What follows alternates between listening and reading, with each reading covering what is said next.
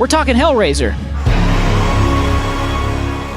This is a movie that I had a blast with. Now, I have to say, I'm a creepy, weird sex pervert, apparently, because I like movies like Hellraiser that are creepy, weird, and sex perverted.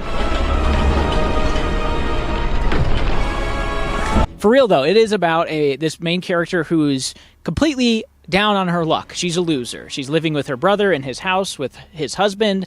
She is a junkie, a pill popper, an alcoholic, and she's ruining not only her life, but the lives of everybody around her, as alcoholics tend to do. That's the part of the story I really loved. This main character, I think, goes through a really interesting arc that you don't really see in horror movies, much less Hellraiser movies. I didn't expect emotional resonance with a character that I actually liked, and it does a pretty good job of setting her up in that first 20, 30 minutes, although I will say I think the pacing could be better. The first 40 minutes or so, I think, could be trimmed up a bit. It's pretty slow. It's kind of this cock-teasing horror. They just, you see things in the corner, and then it goes away, or it cuts away before something happens.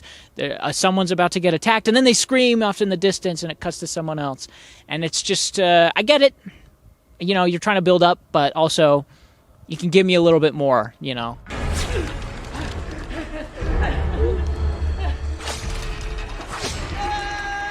I mean, it gets graphic. There is some nasty stuff in this that I really enjoyed. And it kind of tiptoes this line between being mean-spirited and fun in a way that was really satisfying and worked well. So a lot of movies struggle finding that balance because you don't want to be mean-spirited about this. You don't want to have this character who's an alcoholic and then is getting this box that kills off all of her friends. You don't want to have this main character be someone that you dislike. You don't want to have this main character go through more than her being an alcoholic. And fortunately, it doesn't put her through any more than it needs to. Because if they put her through any more, it would tread into that mean-spirited territory where it's just kind of exploitative and not a good way.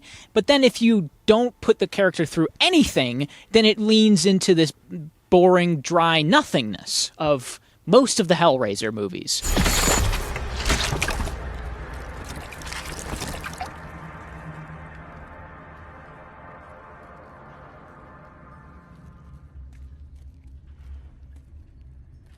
People get torn limb from limb, quite literally. A guy gets his flesh peeled off his arm, and I went, perfect.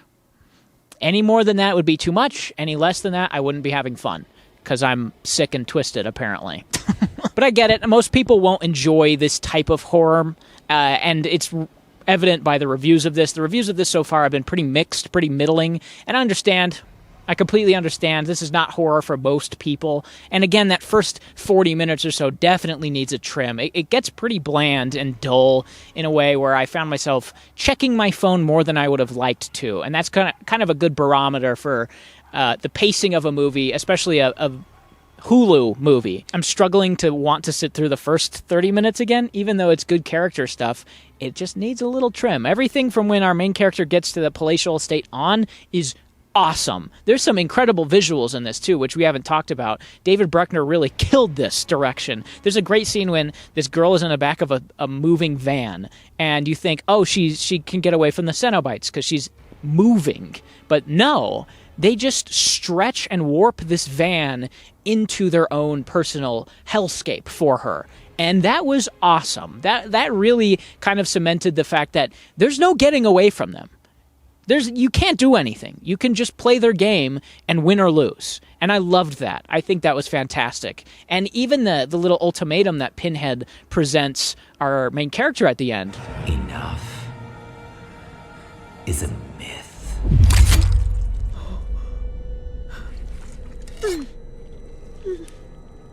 We will not be denied. Your blood is in our hands now. So if you don't give us people, we're just going to kill you. And that is a really interesting twist that it takes as well. It makes the character do something. It forces her to take action.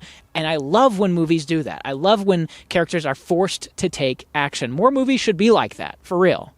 So I give this a 7, or maybe an 8 upon rewatch. We'll find out. I really enjoyed this. The themes are interesting, alcoholism and addiction in general, and it really cements those themes at the end. Another thing we haven't really talked about, there's a great moment when she is like, Pinhead presents this main character with a gift. She can receive a gift. She can get whatever she wants.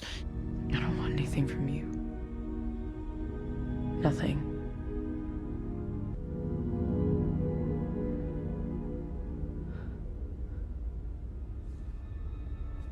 And Pinhead doesn't even understand it. She's like, so you just want to be alive with all of your regrets and all of your addiction problems that you have to overcome yourself? That sucks. Okay, then. Cool. Bye. And I was like, wow, that's actually a really great moment of clarity for our main character and a great arc that she has. It's good stuff, man. I'm serious. I'm not being jokey. I'm not being a funny guy here. It's just really well done. Really well executed horror. And it's genuinely creepy at times. The designs of the Cenobites are great, and there's some great moments with them. The teeth chattering guy's the best. And he tears up some guy's arm, and it's awesome looking. So, more please.